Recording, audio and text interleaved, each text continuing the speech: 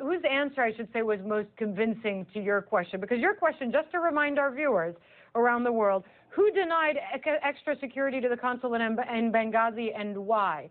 Did you find any of their answers convincing? No. Reports were that the embassy requested extra security and it was denied by the State Department.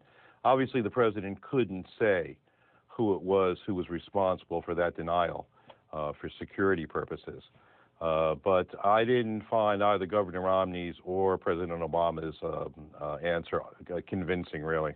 Because the exchange went on for much longer than what we just broadcast, and neither candidate answered that question specifically, but the president then spoke to you in the crowd. What did he say?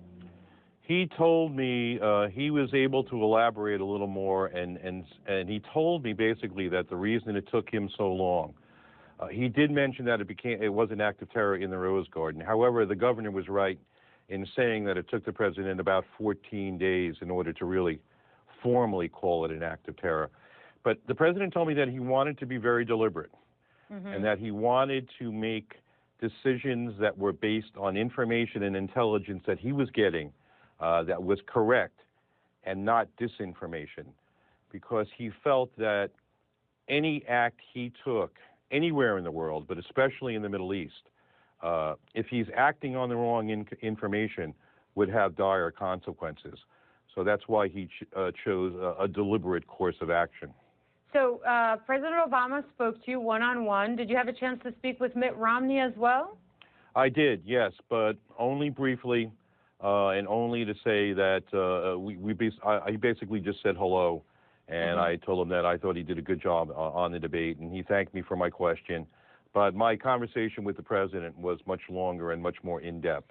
So you haven't decided who you're going to vote for yet, or have you? I mean, has No. this debate allowed you to make more of a decision? Because we're less than 3 weeks away now. I think the debate clarified to me the differences between Governor Romney and President Obama. There are many things I like about President Obama. I like Obamacare. I believe in Roe v. Wade and a woman's right to choose. I do not want federal funding cut for,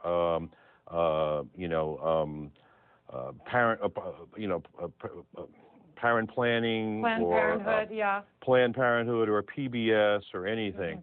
But I'm very impressed at the same time by Governor Romney's business record. After all, I think it was one of our former presidents, Herbert Hoover or Calvin Coolidge, who said the business of America is business. And I do believe that Governor Romney has a better business record and more business experience than the president. So I still have that dilemma that I'm wrestling with. So who do you think won the debate overall? I watched both debates. I was at the second debate, obviously, and watched the first. I thought the governor clearly won the first debate. I thought the president did a much better job in articulating his positions yesterday, was much more there. He seemed to be engaged. He seemed to be passionate and very much involved in the debate with Governor Romney. And I thought on points that the president had a better performance than the governor. All right. Well, we'll see if debate number 3 helps you make up your mind. It'll be entirely on foreign policy. Since you started this discussion in debate number 2, maybe it'll continue in debate 3. Kerry Lotka, thanks very much for being on CNN International.